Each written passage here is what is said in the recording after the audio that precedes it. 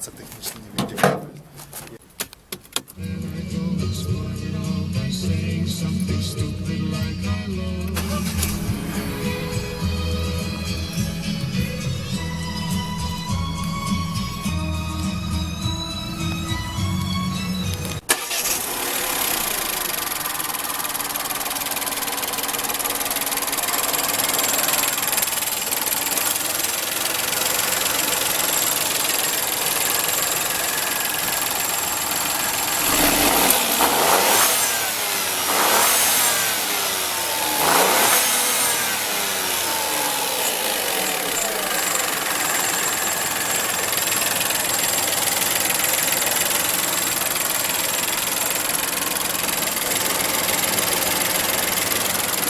To ma stop start?